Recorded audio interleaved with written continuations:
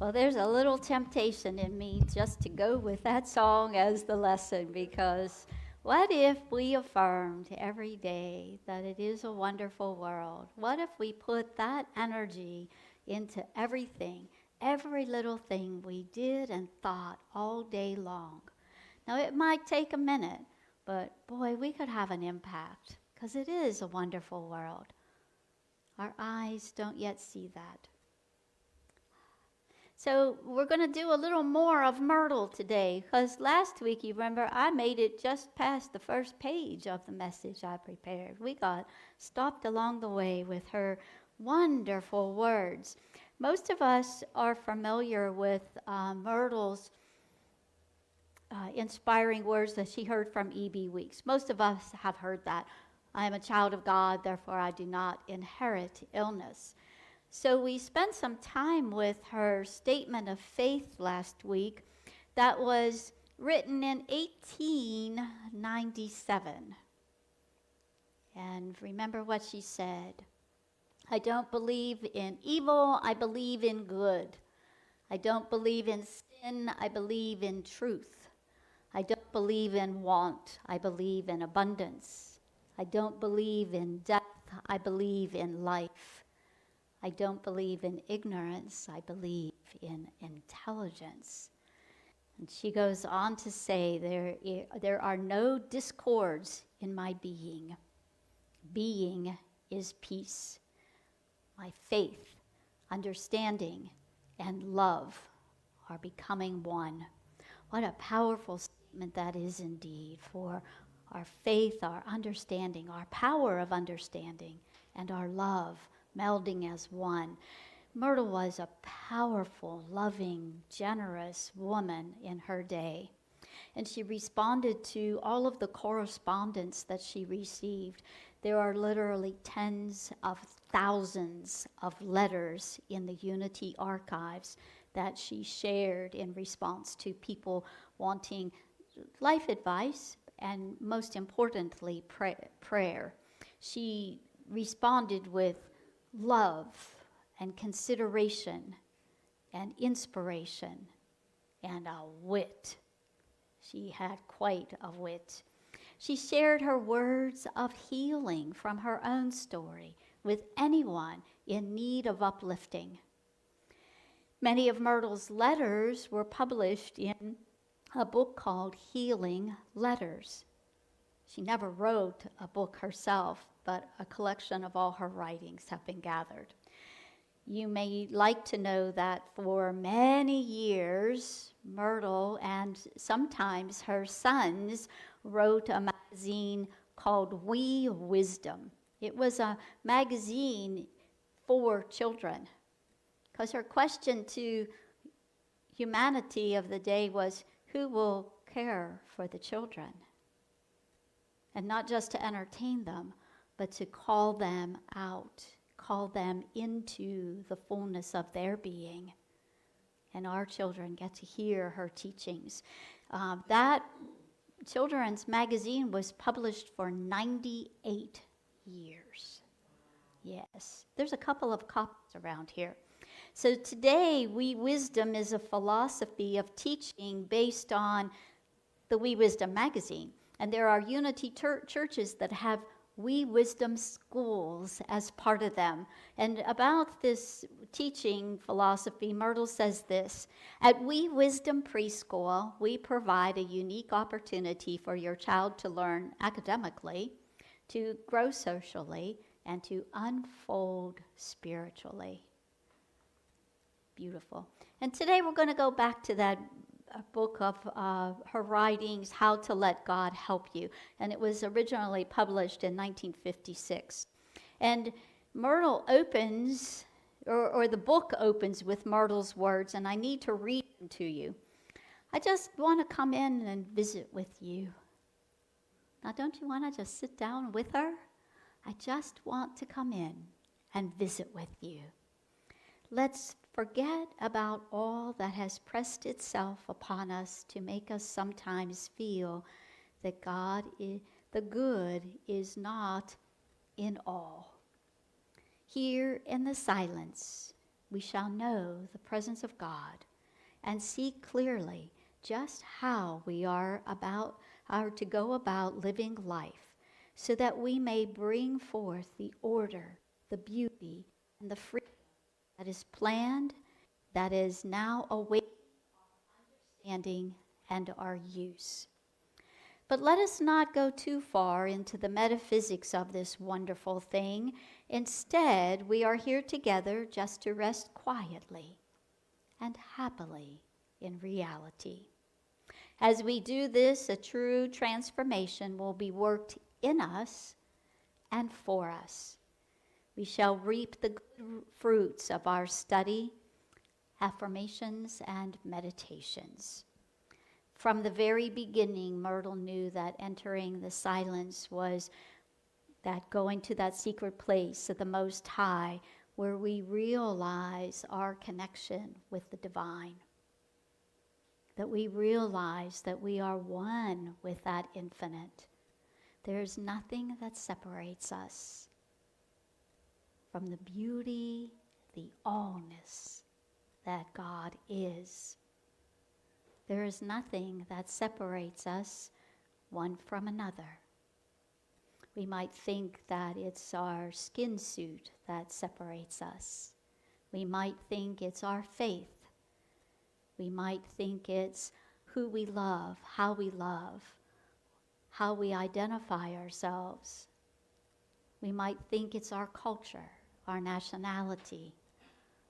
Oh, we silly humans. None of those things separate us. It's impossible for us to be separate from that, because we are of that God. We are of that source, by whatever name we use for it, whatever name you're comfortable with, whatever name makes it feel okay for you to be in that holy union with source energy. She goes on to say, we should say that the silence isn't the only ways to realize that connection. It's a popular and common avenue. The silence is a place we can enter when we become distracted from expressing our divinity in the world. Oh, ever happened? You ever get distracted? And oh my goodness, I'm not expressing much divinity here. Just this very week, just 2 days ago, there I was. Not feeling very divine. Not thinking very divine. Now, I didn't say anything. I didn't have to. All my energy was there. Not very divine. We become distracted.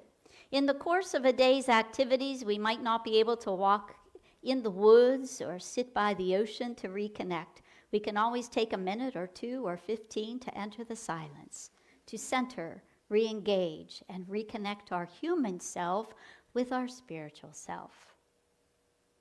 Now, how many people have said in their lifetime, oh, well, I'm just human? Anybody said that? Stop saying that, because that is not the truth of us. The truth of us is that we are spiritual beings. First and foremost, before we're anything, we are spiritual beings. We happen to now have human form for a while, and then we return to spirit. We might have that. Many of us who are familiar with the story of unity know that prayer is the foundation of the movement, the very foundation. Before unity was anything, unity was a prayer ministry. Before telephone, Myrtle and Charles corresponded with people. And every day, once a week, at the appointed time, people would stop what they were doing across the country, other parts of the world, and stop and pray. So their prayer consciousness was united in that moment. Didn't matter where they were. Little by little, as phones were available, Myrtle sat in an office at 9th and Tracy in Kansas City with the light on, praying with people. What was the society of prayer became silent unity. And for the past 136 years, 136 years, prayer has been happening 24 hours a day, 7 days a week, 365 days a year. It doesn't stop. There are prayer associates right now holding prayer in the Prayer Vigil Chapel. Now, if you know anything about Kansas, you know Tornado Alley. Well, they take the prayer box that holds the CDs of all the prayers that are called in, written in, and they carry it to the tunnel, and they continue the prayer. The prayers don't stop. That's a mighty powerful consciousness of prayer. 136 years. Each and every Sunday, the prayers that we call out into this space, the prayers that are written on the Facebook chat, our Gayla, our chaplain, prays over them and shares them with Silent Unity, who holds them in prayer for 30 days longer. It's a powerful experience. And prayer is the cornerstone in unity. In their publication of How to Let God Help You is a compilation of all those letters that Myrtle wrote. And the language might, as you would imagine, might sound a little bit dated from time to time, but the real essence and the truth of it is there. And she says this: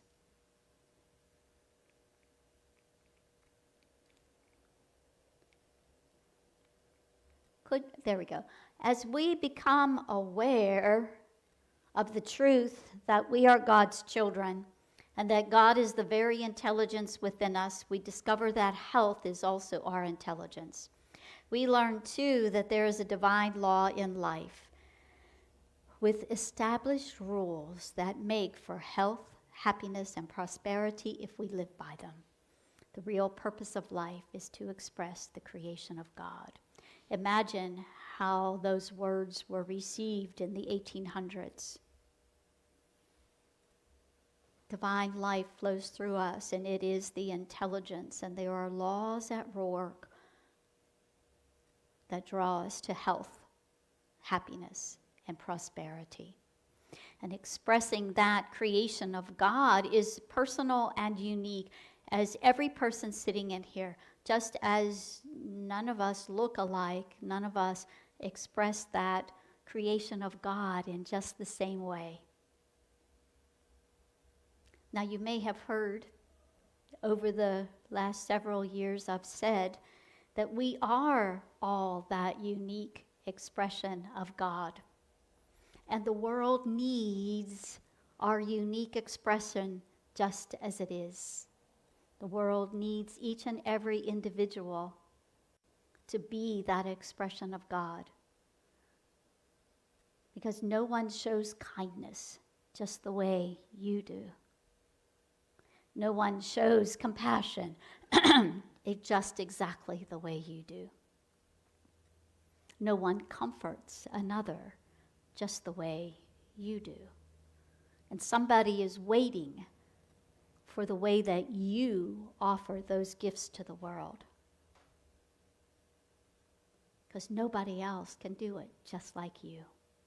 So when we don't step into that, when we don't claim that, when we sit in the idea of not enoughness, we withhold all of that from the world.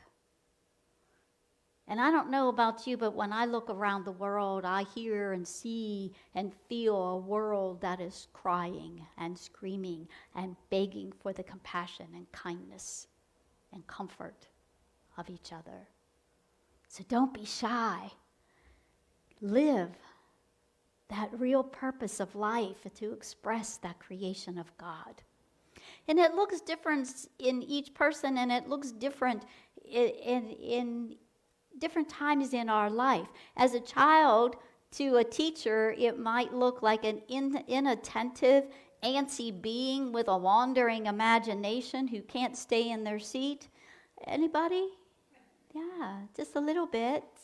And as a teenager, it might look like an explorer, an adventurer, experimenting with belief systems, looking at the world as a playground, trying and testing. Oops, maybe I shouldn't have done that. Done that? Been there? Yes. And as an adult, it might be challenging those religious teachings that we were taught and searching for our own meaning of life and what we believe. Re-examining and re-expressing our divine nature. It's different. So what does it really mean to express the creation of God? When I look at 1 John, I hear the words that God is love. God is love. Simple as that. And in 1 Corinthians, God tells us what that love is.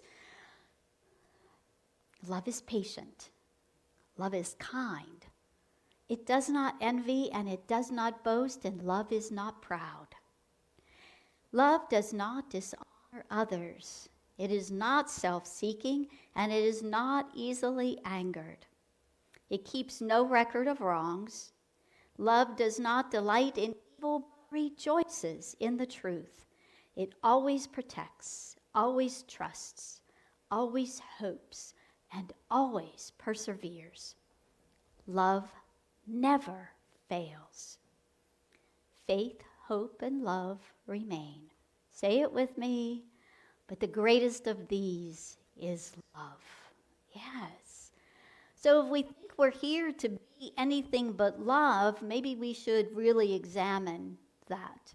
And how, yes, love might show up as a therapist, as an artist, as a teacher, as a friend, as a companion, as a parent, as a child. But how that love shows up, it's all love. So whatever we do, if we do it from that space of love, we're living our purpose. And as we express that creation of God, Myrtle Fillmore says, we begin to learn that life is our gift. A gift that never withdrawn, is never lessened, never limited by the giver. How freely do we give our life? We are beginning to enjoy this gift and to yearn to know how to make the right use of it so that we may have the fullness of joy and blessings. The joy of life is the fullness of life. This realization should send a glow of warmth and happiness and quickening to life all through our being. Do you feel that when you think of life? Do you feel warm? And how do we manage the times of our life when we find ourselves holding thoughts and acting in ways that, well, didn't exactly sound like that definition of love? Oh my, patient? Really? I have to be patient today? I have to be kind?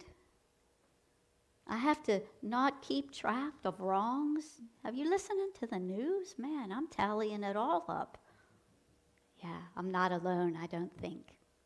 And Myrtle tells us this. The moment that we discover anything undesirable in our mind or in our lives, we should seek to make the change necessary to bring about that which is desirable. Now think back in creation story. Humans, you and I, us, we were given dominion over what?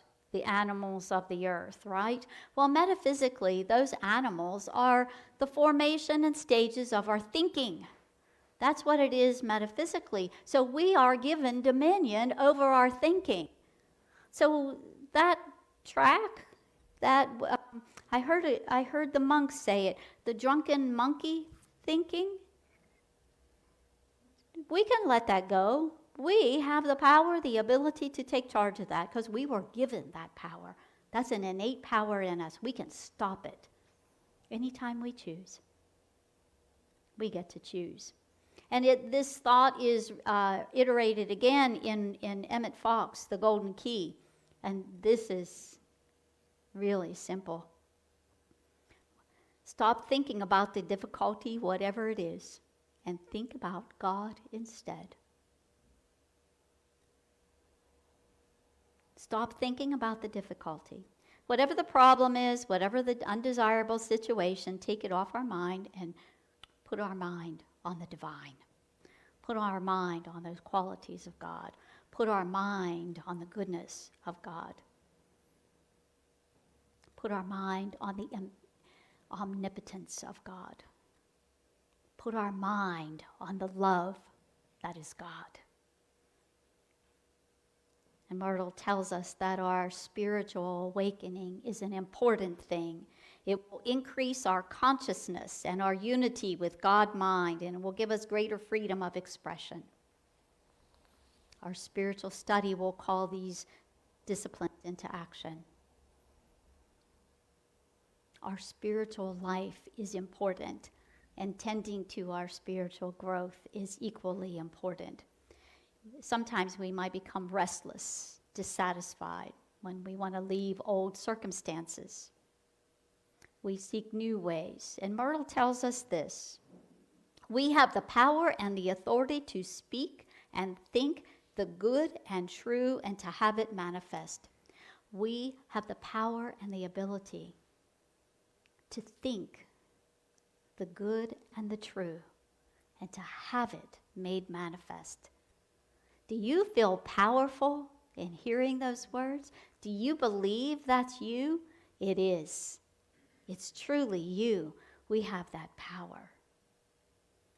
And so does everyone around us. And when we recognize our divinity, we can see it in others. And as we travel this spiritual journey, we see the divine in others, and we have compassion. We can speak truth for others and about others, and we bless them and uphold them on their journey. All the others. All of the others. We can greet them with, my soul honors your soul, that namaste, namaskar spirit. Not always easy, is it? No, not always. Sometimes it feels impossible. You know, in How to Let God Help Us, Myrtle Fillmore. Oh, I was doing so well, too. The whole of creation responds to consciousness. And she said that we should try to help others get away from the old beliefs about life. We are born, grow to maturity, age, and die. Myrtle passionately expresses that we can and must help others catch the higher vision of living, which is the development of the soul qualities, to make life a beautiful experience. We owe that to ourselves. We owe that to our world. So as we go through our daily lives in this coming week, we can live that example of our beloved Myrtle Fillmore, to inspire our own lives, to be responsible for that, and then to inspire others to be their greatest expression of the divine. And when we do that, we are truly living the words of 1 Corinthians 16:14. Say it with me. Let all you do be done with love.